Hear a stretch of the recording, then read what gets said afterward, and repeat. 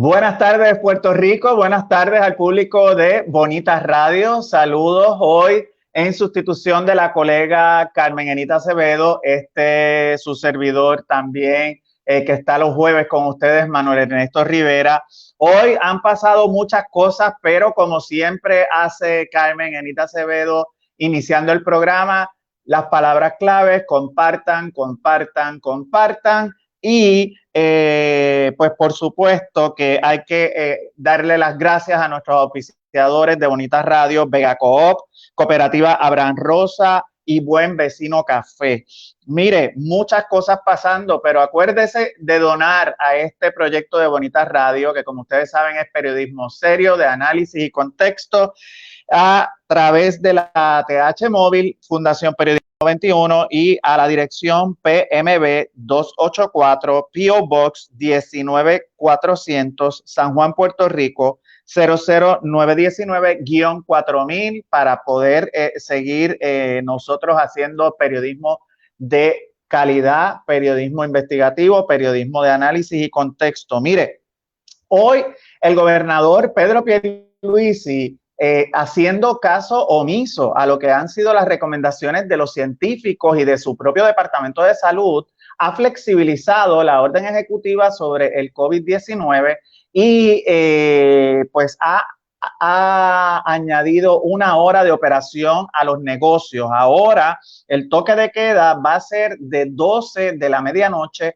a 5 de la mañana. Los negocios podrán operar, todos los negocios podrán operar con una ocupación de 50% hasta las 11 de la noche. Y no así los restaurantes. Los restaurantes tendrán que seguir operando a ese 30%, porque como ustedes saben, en los restaurantes pues uno se quita la mascarilla y las posibilidades de contagio pues son un poquito mayor por el aire acondicionado, etcétera. Y llama la atención que el gobernador Pedro Pierluisi ha insistido en el anuncio que hizo hoy, flexibilizando la orden ejecutiva, en que en algún momento en marzo, porque así lo ha dispuesto la administración del presidente estadounidense Joe Biden, hay que abrir las escuelas. Cuando sabemos que aquí las escuelas aún no están listas, y cuando el propio Departamento de Salud, en ese informe que prepararon para esta nueva orden ejecutiva, recomiendan que las clases se mantengan de forma virtual. No obstante, el gobernador ha insistido en que en efecto hay que seguir flexibilizando y que las clases deben comenzar en algún momento en marzo, porque esa es una de las prioridades de la administración de Biden, de que en los primeros 100 días del gobierno estadounidense se abran las escuelas, y él lo quiere imitar aquí en Puerto Rico. Eso cuando tenemos ahora mismo en la actualidad 1,861 muertes y 88,060 casos confirmados de coronavirus. Además, en el día de hoy, en la Cámara de Representantes se encuentra en una vista de interpelación el secretario de Salud designado, Carlos Mellado, que a preguntas de la representante del Movimiento Victoria Ciudadana, Mariana Nogales, dosis de la vacuna a poco más de 219,000 personas, y las dos dosis ya se le han puesto a 70,325 personas, que piensa combatir a los llamados colados, los que se vacunan fuera de turno, a través de unas multas de $5,000. En la actualidad solamente tiene 15 agentes para atender estas denuncias, y que buscará la manera de ampliar ese número de agentes, pero no explicó cómo ni cuándo estaría haciendo eso. Así que muchas cosas pasando, y sobre todo en el Senado de Puerto Rico se ha estado evaluando y se iniciaron las vistas públicas consono con lo que fue esa orden ejecutiva que emitió el gobernador para combatir la violencia de género, decretando el estado de emergencia. Pues eso venía acompañado de que se estableciera en el país la modalidad de los crímenes de los feminicidios y los transfeminicidios como una modalidad de asesinato en primer grado. Pues para hablar de todo esto me encuentro con la senadora independentista María de Lourdes Santiago. Buenas tardes, María. Muy buenas tardes a ti, Manuel, y a todos los que nos están acompañando en esta transmisión. Pues quisiera empezar con una reacción suya a lo que es esta nueva orden ejecutiva del gobernador Pedro Pierluisi, flexibilizando aún más porque le añade esa hora al toque de queda para que sea de 12 de la medianoche a 5 de la mañana y le concede una hora más a los comercios para operar. Y también aumenta la ocupación en los centros comerciales y en otros lugares cerrados, no así en los restaurantes. ¿Qué le parece? Son medidas que van a contrapelo de lo que ha estado recomendando la comunidad científica en momentos en que se está alertando al país de un alto nivel de positividad, donde todavía da muchísimo trabajo el que buena parte de la población acate algunas de las medidas básicas como el uso continuo de mascarilla. Y cuando tenemos además la preocupación adicional de cuál va a ser el efecto en la medida en que se continúen propagando nuevas variantes o cepas del coronavirus. Eso es algo que, ¿verdad?, cuyas consecuencias todavía no podemos determinar con precisión. Así que me parece preocupante, sobre todo cuando hay esta determinación tan cerrada que las escuelas tienen que abrir, aunque sabemos que el Departamento de Educación difícilmente pueda cumplir con muchas de las medidas que se han señalado que son indispensables para esta apertura de las escuelas. Durante todo este tiempo, una pensaría que el departamento tenía la oportunidad dorada de poner las escuelas al día porque no hay estudiantes, pero sí está permitida la construcción, así que puedes ir, puedes establecer las estaciones de lavado de manos, diseñar espacios más adecuados y las propuestas que se han hecho, por ejemplo, de la matrícula alterna, eso va a requerir organizaciones escolares muy bien pensadas, eso no se resuelve en una semana o en dos, y me parece a mí que apresurar ese regreso a la escuela, en momentos, en todo caso van a terminar a faltar cuántos 7 u 8 semanas para el fin del año escolar, me parece que es una imprudencia y me preocupa además que ninguna de esas medidas sobre el regreso a la escuela va acompañada de una reflexión sobre la situación tan desigual con que abrirán las escuelas cuando tú puedes tener en un mismo grupo tienes 20, 25 estudiantes, pues habrá 10 o 12 que se han conectado de manera consistente y han cumplido con los requisitos de la educación en línea, pero hay muchos que dependen de la comunicación por WhatsApp entre las madres y la maestra, algunos de que se entreguen trabajo semanalmente. Hay estudiantes que no han podido conectarse. Entonces, ese planteamiento no veo que sea una preocupación del Departamento de Educación cuando me parece que es algo esencial para el regreso. Una de las cibernautas, Gladys Esther Cuevas, saludos, comenta, sigan su propio plan familiar y a protegerse del COVID. Ciertamente cada quien es responsable de protegerse a sí mismo y a los suyos. Y sí, definitivamente hay que seguir, como bien dice la senadora, tomando esas medidas de seguridad porque estar vacunado, de hecho, no te previene de contagiarte. Podrías contagiarte aún teniendo la vacuna, han dicho los propios expertos de la salud. Así que hay que, aún estando vacunado, hay que seguir teniendo esas medidas de precaución, de usar la mascarilla, de guardar esta distancia física y de usar desinfectante de manos y lavarse las manos constantemente. Y un ejemplo, claro ejemplo de ese, es el alcalde de San Juan, Miguel Romero, que ya teniendo la primera dosis de la vacuna, acaba de salir hace 2 días positivo, tanto a la prueba de antígeno como la prueba molecular.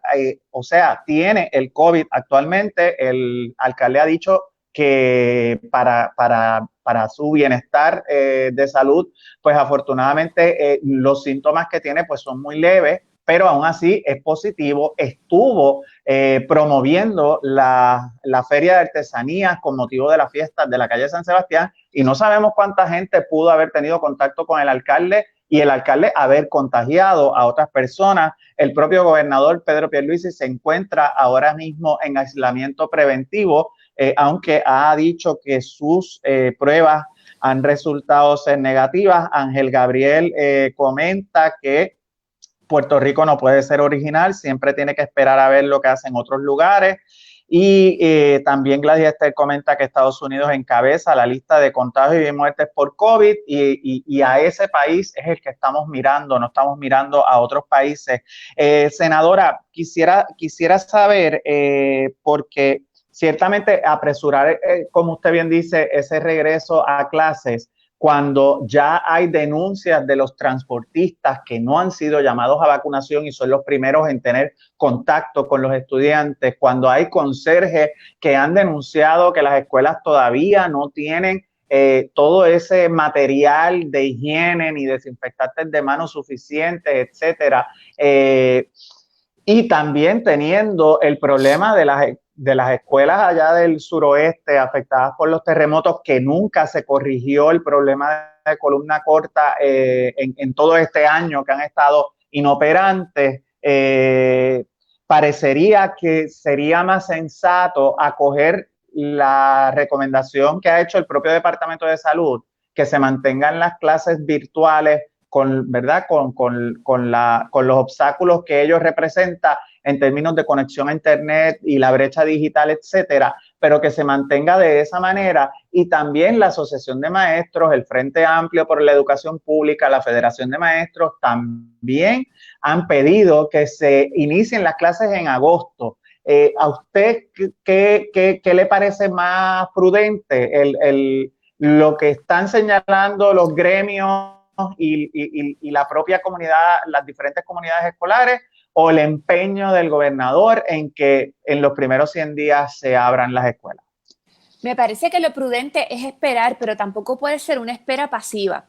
Tú mencionaste, por ejemplo, lo que ha ocurrido con las escuelas del suroeste. ¿Cómo es posible que un año después tú le preguntas a cualquier funcionaria vinculada a educación o a infraestructura y la respuesta sigue siendo exactamente la misma que hace un año, que justo después de los temblores?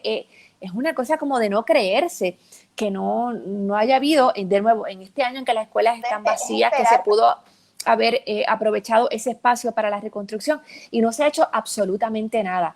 Y creo que es importante también que para la reapertura de las escuelas el departamento reconozca la diversidad de las comunidades escolares.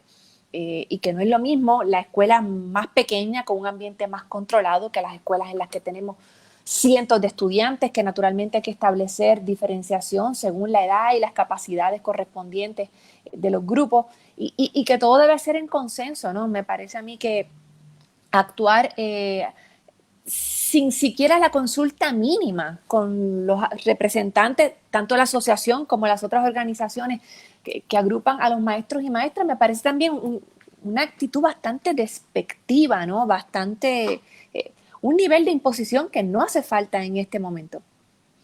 Saludos también a toda esta diáspora que siempre está conectado con nosotros allá, a María Adorno desde Connecticut. Milagro Fernández dice Lucy, Monkey See, Monkey Do. Lourdes Ríos comenta que los centros comerciales están llenos y que por lo menos en el viejo San Juan la cosa está al garete. Sí, eso Así se ha visto. Así se ha visto y se sigue viendo de esa manera. Es lamentable. Esperemos que en efecto también se lleve a cabo un tipo de control. El alcalde de Bayamón precisamente comentó en sus cuentas de Twitter en el día de hoy que el municipio de Bayamón solamente le provee apoyo al centro de vacunación que hay en el Coliseo Rubén Rodríguez, pero que esa vacunación está a cargo de la Guardia Nacional, desligándose de lo que son esas filas kilométricas que hemos visto que comenzaron ayer allá en Arecibo, de nuestros adultos mayores que todavía están luchando por ser vacunados cuando en efecto hay un montón de gente que se han colado, entre ellos políticos, Entre ellos se quería, y no sé si finalmente llegaron a vacunarlos, a unos funcionarios de la Comisión Estatal de Elecciones que iban a participar en las elecciones de mayo.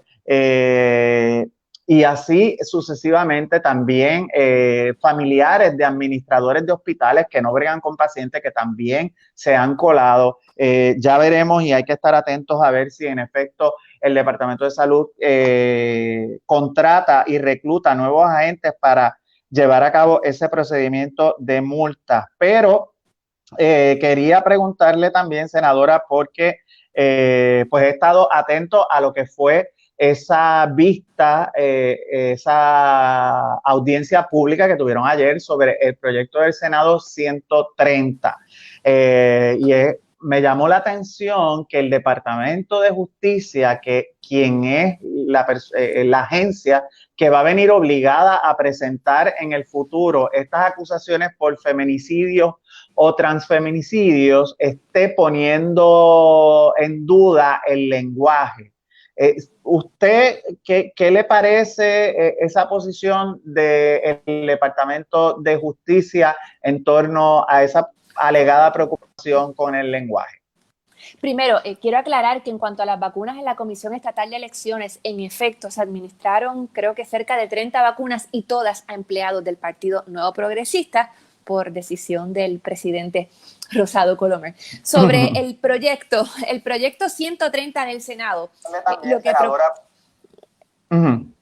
propone que se convierta, que se tipifique como asesinato en primer grado todo asesinato en el cual la víctima sea biológicamente una mujer o una persona cuya identidad o expresión de género corresponda con aquella tradicionalmente asignada a la mujer, cuando concurran ciertas circunstancias como que el asesinato se dé cuando se esté perpetrando algún delito de maltrato o agresión sexual, cuando haya habido en efecto violencia sexual, cuando ocurra cierto tipo de lesiones, cuando existan antecedentes de violencia, cuando el sujeto activo haya intentado establecer con la víctima una relación de pareja, cuando la víctima haya sido incomunicada y otros incisos en esa línea.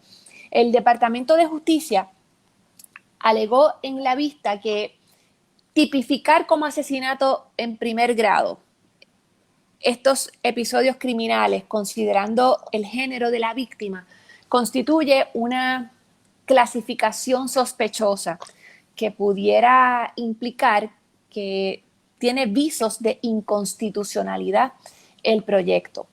Yo le pregunté al representante de justicia, bueno, pero es que es exactamente lo que ocurre con la ley 46 del 2002, que ya lleva todo este tiempo de aprobada, y que es la que define lo que son los delitos de odio, que son aquellas agresiones que se cometen contra personas precisamente a base de todas las clasificaciones sospechosas, que son origen nacional, raza, género, religión, ideología. Entonces, Justicia no me supo explicar por qué le parecía que con una no había problema y con la que se está considerando ahora sí hay problema. La realidad es que las clasificaciones sospechosas sí pueden presentar problemas en su aplicación y pueden resultar ser inconstitucionales cuando se aplican a la persona que será objeto de la medida. Pero aquí, si es un feminicida o una feminicida, el género no importa, en verdad, que comete el delito, el victimario o la victimaria tendrá que pagar exactamente las mismas consecuencias. Así que no tenemos realmente un problema de clasificaciones sospechosas con el sujeto o la sujeto de la propuesta que se está transmitiendo a través del proyecto del Senado 130. Pero todo el tono, ¿no? Todo el lenguaje de la ponencia del Departamento de Justicia era bastante hostil a la medida, muy distinto a lo que presentaron los otros y las otras deponentes. Estuvo presente el Comité Amplio de Búsqueda de la Equidad, CABE, estuvo Proyecto Matria, el Observatorio de Género, la Oficina de la Procuradora de las Mujeres. De hecho, el abogado de la Oficina de la Procuradora de las Mujeres hizo muy buenas recomendaciones sobre la necesidad de modificar otras partes del artículo 93 del Código Penal, y ese fue el saldo de la vista. Pero a mí, sobre todo, Manuel, independientemente la posición del departamento, yo estaba en la vista y yo pensaba, qué mucho hemos recorrido, qué largo ha sido este camino de los últimos años. Yo recuerdo cuando yo llegué al Senado en el 2005, tú recordarás ese cuatrenio que fue el de la infame resolución 99 que buscaba llevar a rango constitucional el matrimonio entre personas de géneros distintos para impedir que se legislara a favor del matrimonio gay. Aquel fue el cuatrenio del linchamiento legislativo de las comunidades LGBT. Luego vino en el cuatrenio del 2013 al 2016 el proyecto 238 que buscaba originalmente impedir en todas sus expresiones el discrimen por identidad sexual, orientación sexual o identidad de género, y fue brutalmente mutilado, primero en el Senado y luego en la Cámara, y terminó siendo una fracción de lo que se había propuesto. Y ya ahora, en el 2021, la mayoría, o por lo menos la pluralidad del Partido Popular, está presentando un proyecto para tipificar el feminicidio, el transfeminicidio. Yo creo que esto es realmente un homenaje al trabajo de personas, de organizaciones de muchos, muchos años que han mantenido su voz presente en los distintos escenarios para que se cobre conciencia del problema de la violencia de género. Y creo que más allá de la objeción que pueda tener una entidad en particular, y algunos de los señalamientos del Departamento de Justicia me parece que sí eran válidos. Ciertamente hay parte del lenguaje que puede mejorarse, pero creo que lo importante es lo mucho que hemos andado, el que se diera una vista como la que se dio ayer. Yo creo que es un gran logro para las mujeres y para las comunidades LGBTIQ. Claro, y en realidad no se estaría creando un nuevo delito porque el asesinato en primer grado ya existe. Sería que esta modalidad de feminicidio pues va a tener la misma pena. Lo único sería que entonces haya un registro más claro en términos estadísticos de lo que son los feminicidios, ¿no?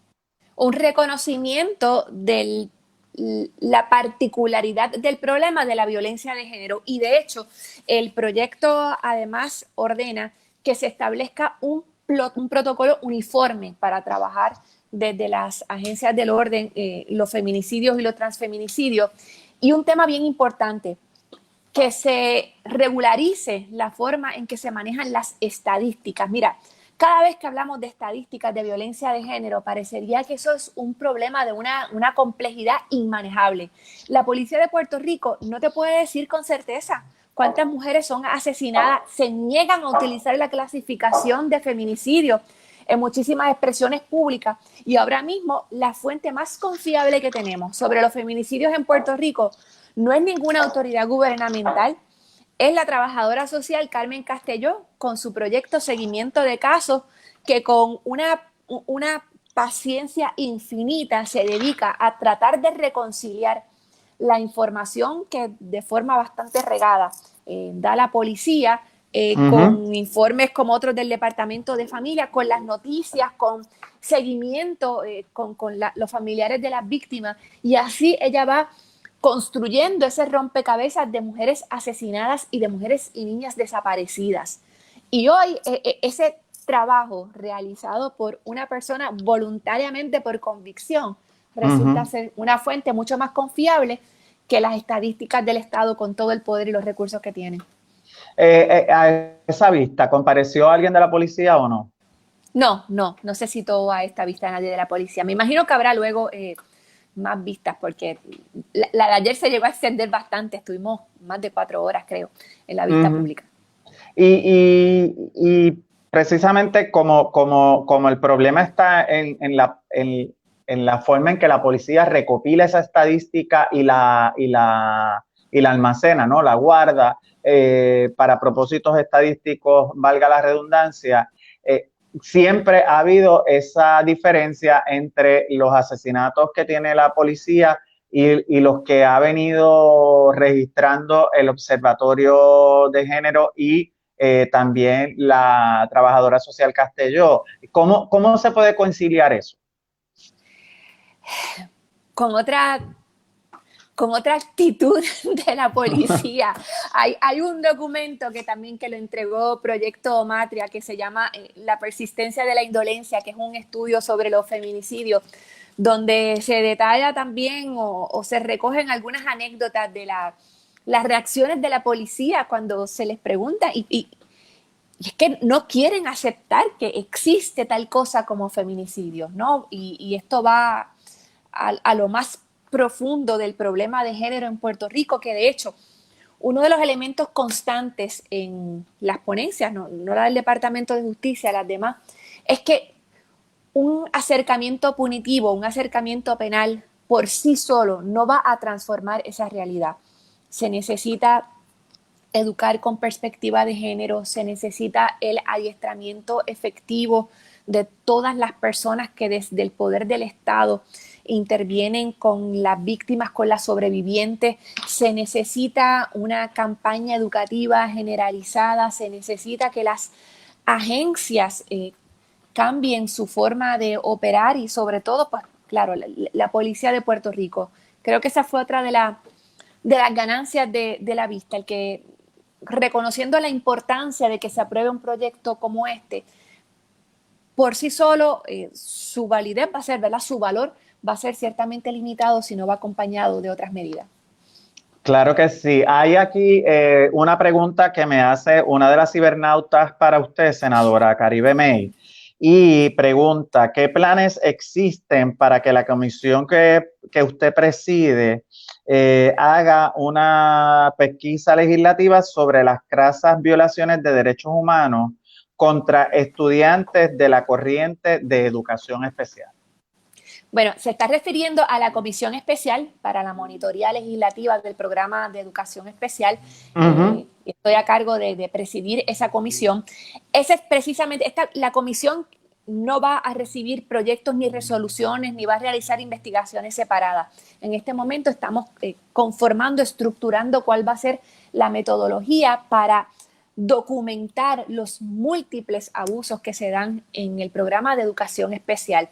Existe una monitoría judicial que se realiza al amparo del pleito de clase Rosalía Vélez, pero es una monitoría que depende de la información que da el departamento, de la información que recogen a través de instrumentos como el sistema MIPE, que es el portal electrónico, donde se supone que se documente fidedignamente los servicios que se dan a los niños y niñas de educación especial, pero una vez esas cifras, Manuel, y cuando dice que en tal renglón hay 90% de cumplimiento, y yo recibo todos los días mensajes de madres y de padres alegando que están siendo objeto de dilaciones del departamento, que se les niega información, que se les niega servicios, sabemos que eso no es así. Así que esa va a ser la función de la comisión especial. Vamos a comenzar reuniéndonos con distintos grupos de interés vinculados a la reivindicación de los derechos de los niños y niñas de educación especial para comenzar entonces el proceso de vistas públicas. O sea, eso, ustedes van a monitorear el cumplimiento del Departamento de Educación con esa población. Con lo que dispone, porque esta es la población más protegida jurídicamente. Está la Constitución, las leyes federales, las leyes locales, el reglamento. El pleito de clase que produjo una sentencia por estipulación en el 2002 que provee unos mecanismos que son únicos en Puerto Rico, como la Oficina de Remedio Provisional. Exacto. Pero aquí las historias de remedio provisional empiezan y no acaban, ¿no? Hay irregularidades muy serias que pretenden proyectar que el servicio se está dando cuando todos y todas sabemos que no es así. También hay unos problemas más profundos en el departamento. Yo he insistido mucho en lo absurdo que es imponer estándares de grado a los niños y niñas del programa de educación especial independientemente de sus capacidades cognitivas. Entonces tú tienes niños y niñas que son no verbales a los que el departamento obliga que se les asigne material de lectura y no pueden leer y se les tiene que dar calificación por trabajo escrito y sabemos que no escriben y se les niega lo que debe ser sus posibilidades. Hay niños y niñas que lo que necesitan es un programa intenso de vida independiente. Y el departamento insiste en imponer unos estándares académicos que no corresponden a las necesidades de esos niños y niñas. Y le pregunto si el Departamento de Educación, usted es madre de un niño de educación especial, ¿le ha hecho algún tipo de aviso o de notificación de cuáles son los planes concretos para ese regreso a clase presencial? Porque se ha dicho por parte de funcionarios del Departamento de Educación que comenzarían precisamente con los niños de educación especial y con los estudiantes de cuarto año. Pero los niños de educación especial también requieren no solamente de un maestro, sino del maestro y ese asistente que atiende al niño. ¿Usted va a estar mirando esto en su comisión para tratar de alguna manera de que en efecto el Departamento de Educación, si convocara ese regreso a clases a los niños de educación especial, lo haga con las debidas precauciones de higiene, pero también de cumplir con las necesidades que tienen esos estudiantes en términos educativos? Tiene mucho sentido que se comience por algunos niños y niñas de educación especial, sobre todo los que están ubicados en salones a tiempo completo, lo que antes se llamaba salones contenidos, porque son matrículas bien pequeñas. Hay estudiantes que están uno a uno, es un estudiante por su maestro o maestra. Hay grupos de 4, de 5, hasta de 10 estudiantes, 10 o 12 estudiantes que son los que están en lo que el departamento ha denominado Ruta 1. Y ciertamente un grupo de 10 estudiantes es mucho más manejable que un grupo de 20 o de 30, pero como tú señalas, son estudiantes que además de su maestro o maestra requieren la presencia de trabajadores los T1, que son los asistentes. En algunos casos hay grupos donde hay hasta 4 T1, lo que quiere decir que no estamos hablando de 8 o 10 personas en el salón, que van a ser más personas y que eso implica la adopción de ciertas medidas. Y claro, están los niños de educación especial que están en corriente regular, que es la inmensa mayoría, cerca del 70% de los niños registrados en el programa están en corriente regular, pero no hemos recibido hasta ahora noticias de qué medidas particulares se va a tener y si cuando se habla de niños de educación especial y se anticipa que sean los primeros en regresar, si estamos hablando únicamente de los que están en salones a tiempo completo o si se va a adoptar una medida especial para aquellos niños que participan de la corriente regular. Hasta ahora no hemos recibido ninguna notificación sobre el tema. En términos de lo que se ha presentado hasta el momento sobre el presupuesto, el gobernador ha sometido un presupuesto que es 700 millones de dólares mayor al que ha propuesto la Junta de Control Fiscal, y sabemos que la Junta de Control Fiscal, a pesar de la crisis económica que estamos viviendo debido a la epidemia, a los terremotos y a los huracanes de allá del 2017, su política de austeridad no ha cambiado. ¿Usted entiende o cree que si el gobernador, formando parte de la Junta, porque él es el que está asistiendo, no ha nombrado un representante ante la Junta de Control Fiscal, vaya a lograr imponer su presupuesto, o como ha ocurrido desde el 2017 para acá, será la Junta de Control Fiscal quien imponga el suyo? Bueno, a la hora de la hora, lo que dice Promesa es que independientemente de las gestiones que haga la Fortaleza, el presupuesto final va a ser el que determine unilateralmente la Junta y que su mera presentación al gobernador constituye para todo efecto jurídico la aprobación del presupuesto. El gobernador podrá hacer todos los intentos que quiera o hacer el gesto de que están negociando y que haya un presupuesto mayor. La que determine en la Junta, todo lo otro es un cuento, todo lo otro es una pantomima. ¿Y qué pasa? Una cosa es determinar cuál va a ser el nivel de gastos del gobierno, pero aquí siguen faltando, Manuel, unos elementos indispensables para la planificación fiscal efectiva. Aquí seguimos sin que se documente el efecto de los cerca de 20,000 millones de dólares que se conceden en créditos y en exenciones a diversidad de entidades. Por ejemplo, como las protegidas ocupa un espacio tan alto de los recursos disponibles del gobierno de Puerto Rico que cuando se sigan añadiendo negociaciones como las de las obligaciones generales, la deuda va a ser igual imposible de manejar. Entonces no podemos hablar de la idea del presupuesto y proyectarle al país, no, que son 700 millones más y generar una impresión de abundancia, cuando la realidad es que los elementos fundamentales, que hasta dónde van a llegar nuestros ingresos y cuáles van a ser las obligaciones que nos imponga la renegociación de la deuda, están todavía muy inciertas. Así que el gobernador está presentando un panorama muy fragmentado. Claro, y el día clave es precisamente el 10 de febrero, cuando la Junta de Control Fiscal le va a presentar a la jueza que maneja la quiebra, Laura Taylor Swain, ese acuerdo y ese plan de ajuste fiscal que incluye entonces un inicio de pago para los bonistas, porque actualmente, y desde que Ricardo Rosselló en marzo del 2017 declaró la quiebra, no se ha estado pagando la deuda. Pero eventualmente tendrá que llegarse a un acuerdo que además, recordemos, va a correr paralelo con otras negociaciones como la privatización de energía eléctrica, que va a resultar tremendamente onerosa para el país, nada más para que Luma empiece a funcionar en las dimensiones más plenas que contempla el contrato. El país necesita incurrir en una línea de crédito de cerca de 900 millones porque no tenemos.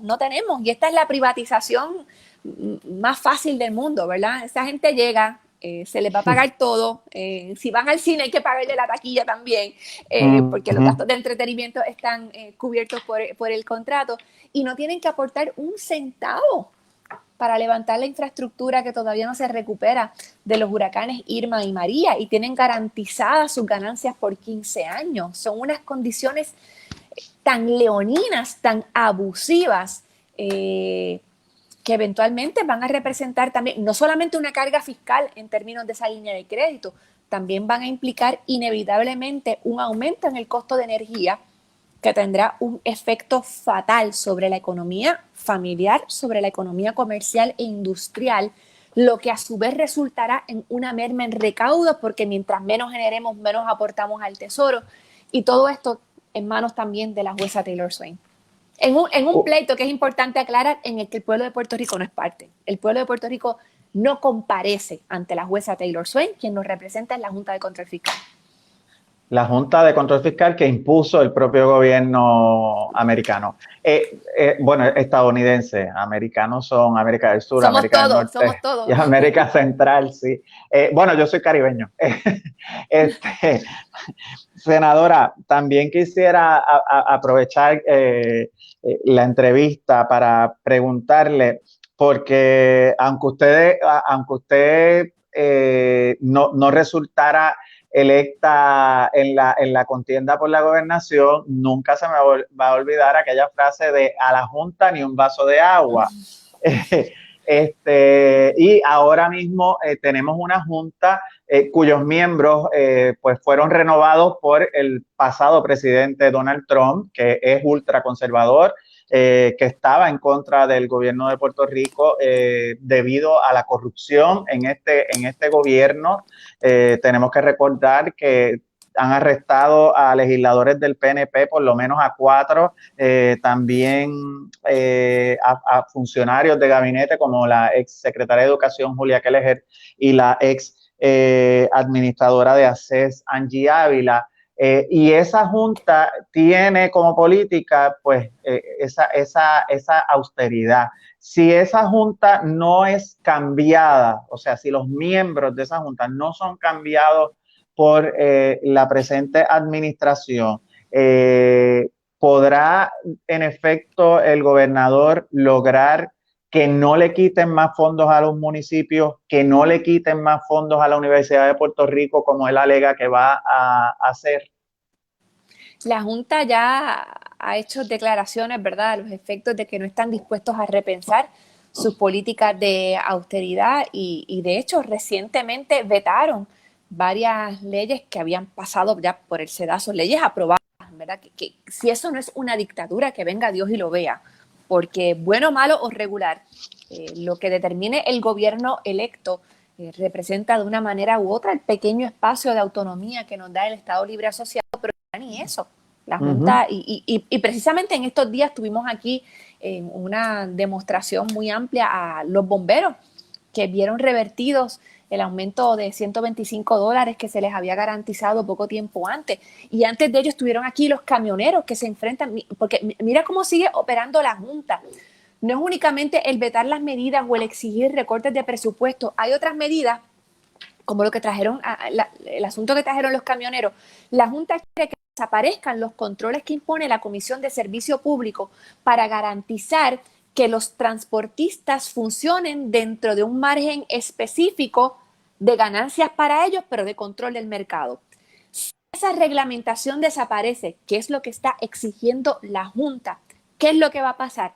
Lo mismo que ocurrió cuando aquí desaparecieron los certificados de necesidad y conveniencia a las farmacias, que de pronto empezaron a aparecer en cada esquina, Walgreens y CVS.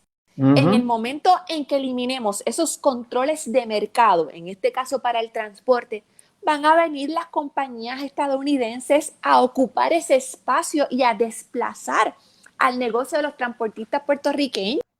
Y van a hacer como en el caso de esa farmacia, llegan, ocupan el espacio con unas ofertas de precios bajos, después que se han quedado con el mercado y que desplazan a los comerciantes locales, igual pueden recoger las sucursales que les sobran, igual pueden imponer entonces nuevos criterios para los precios que exigen por sus productos, y todo esto es parte de ese diseño de la Junta que no tiene nada que ver con estabilidad fiscal, es cómo hacer nuestro país más apetecible para la inversión estadounidense y menos habitable para nosotros.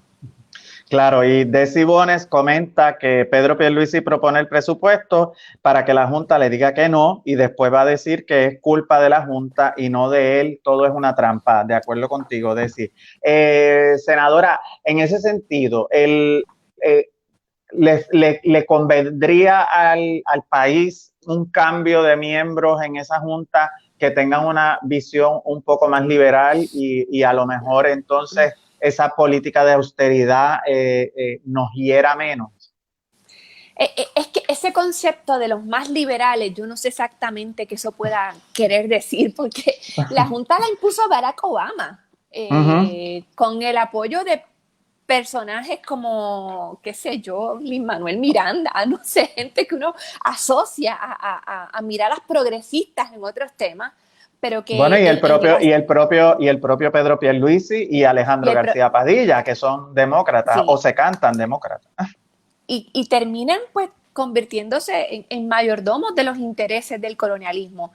Así que yo no sé exactamente qué quiere decir eso de algo más liberales, y dudo mucho que sea quien sea el que se designe o la que se designe, que vayan a cambiar de manera radical lo que es la función de la Junta, que repito, esa gente no vino. Mira dónde estamos.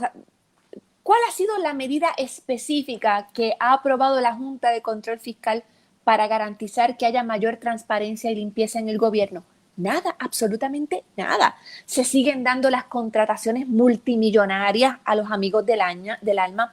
Continúa la ineficiencia, continúa la distribución desigual de los recursos comunes, y hasta ahora ni una sola persona ha sido señalada por los malos manejos que nos trajeron aquí a la quiebra. Por eso es que es importante, cuando hablamos del trabajo de la Junta, cuando hablamos del manejo de la deuda, recordar que esto es fundamentalmente, esencialmente un problema político, ¿no? Un problema del colonialismo. Y si lo queremos disociar de eso, pues yo no creo que haya ninguna posibilidad de salir del espacio tan encerrado en el que estamos. Una cosa importante sí que está pasando, tú recordabas lo de la frase aquella de a la Junta ni un vaso de agua, y en aquel momento la gente era como que mira qué manía le tiene a la Junta, esto es independentista.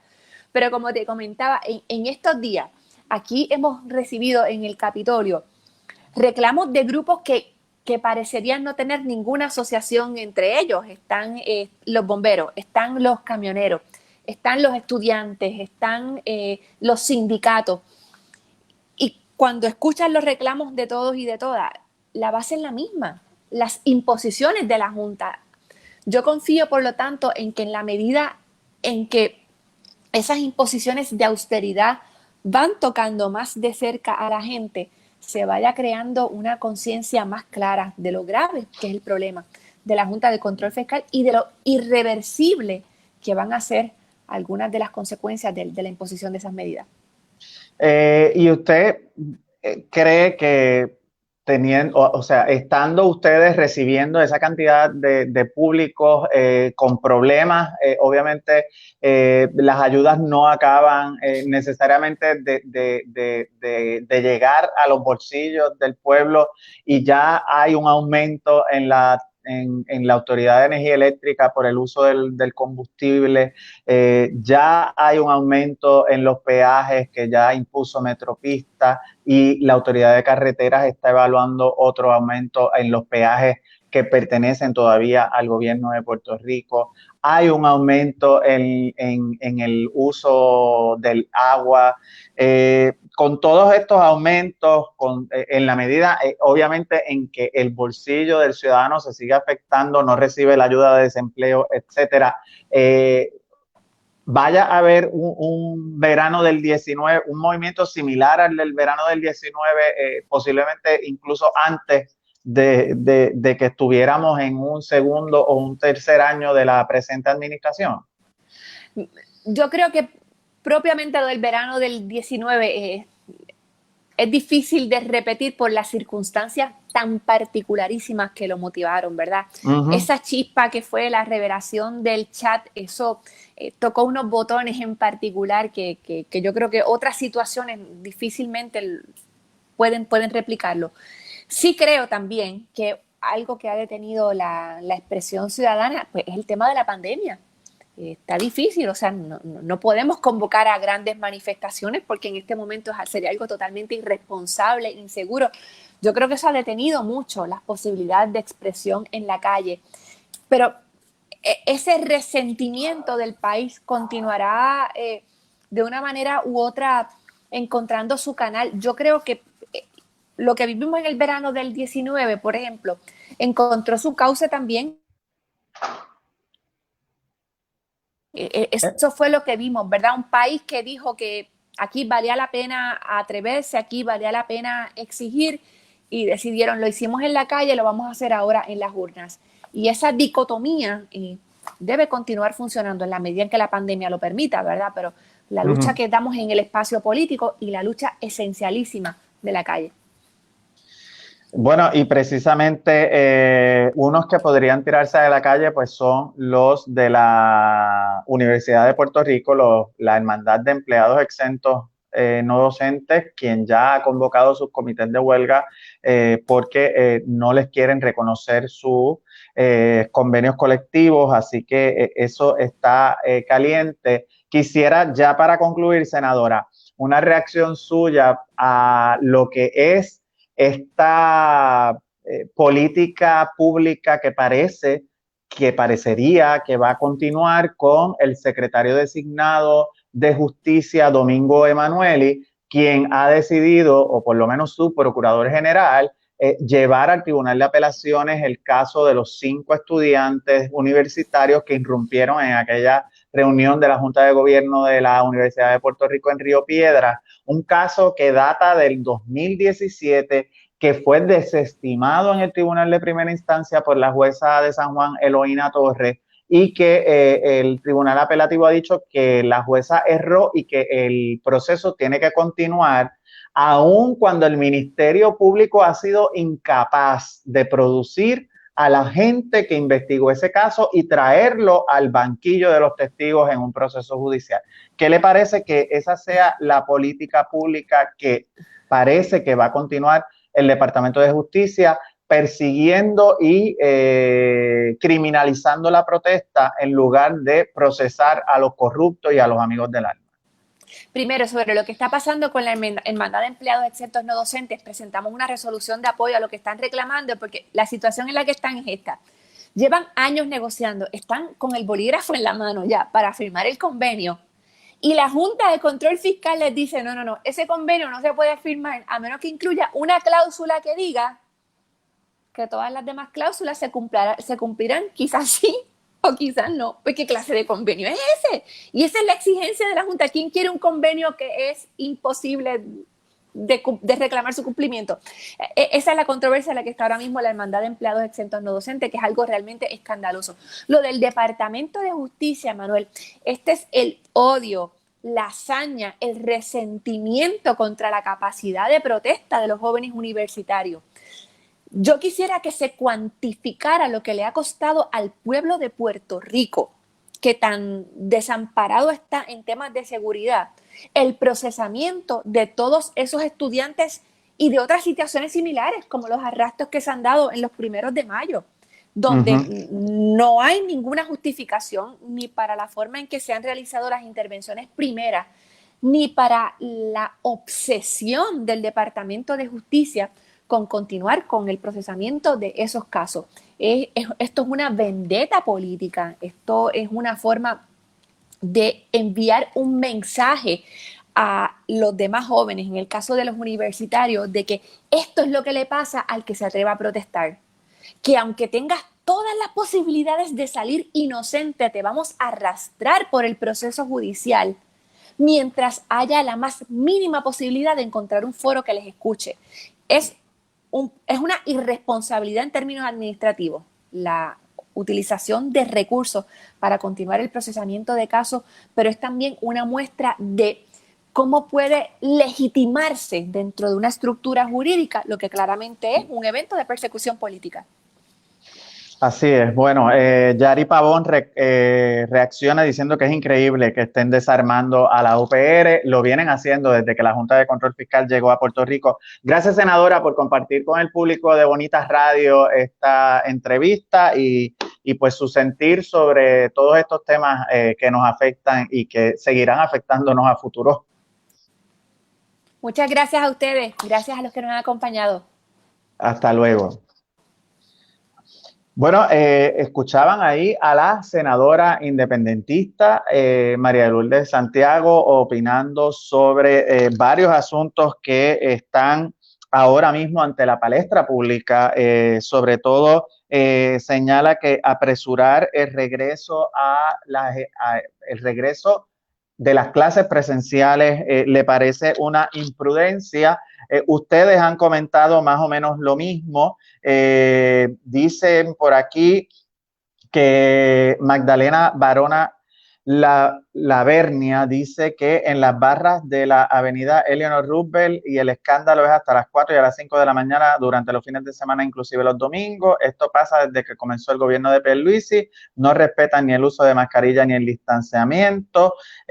¿Cuántos gobernadores hay en Puerto Rico actualmente? Pregunta Ivonne de Los Ángeles Maldonado. Pues 2, Pierluisi y Natalie Jaresco. Salvador Méndez Resto nos comenta que es maestro y que quiere volver al salón de clases, pero con las garantías de seguridad necesarias. Se habla de rezago académico, pero eso no es nuevo, es un problema de años. ¿Se regresará a las escuelas con todos los recursos necesarios o volveremos en las mismas condiciones o peores? Pues mire, por lo menos de lo que ha salido públicamente, de las denuncias que han hecho los conserjes, del propio censo que ha hecho la Asociación de Maestros, hay más de 600, la mitad de las escuelas, hay más de 656 escuelas que la mitad de ellas no tiene servicio de internet. Sobre 200 escuelas están con escombros, sobre 200 sin hacer patios, 400 y pico de escuelas sin que hayan sido pintadas todavía, escuelas, 25 escuelas sin materiales o sin los kits anti-COVID. Así que definitivamente el gobernador está en la lalandia si no se ha dado cuenta que las escuelas no están preparadas para recibir estudiantes y sobre todo las del suroeste que no se le ha corregido la columna corta están a merced de que puedan colapsar de un momento a otro durante cualquier temblor de mayor magnitud de 4. Así que hay mucho por hacer y me parece que el gobernador tiene que poner oído en tierra a las denuncias que están haciendo los trabajadores.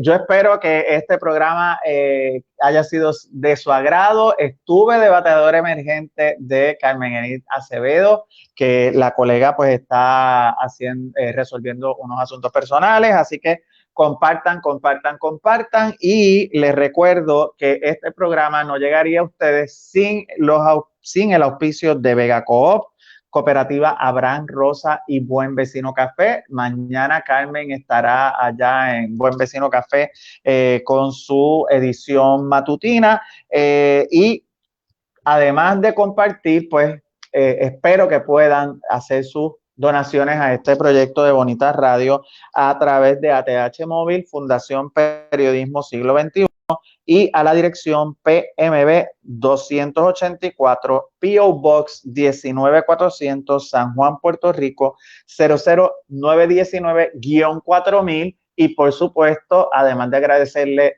que hayan estado conectados como siempre, pues hay que darle las gracias ahí a nuestro señor director que se ha botado ahí ponchando esas cámaras y ayudándome en esta edición de hoy de Bonita Radio. Director, gracias por estar siempre al servicio de Bonita. Nos fuimos. Hasta luego. Regresamos otro jueves, por lo menos yo, en ¿Qué palo en noticias?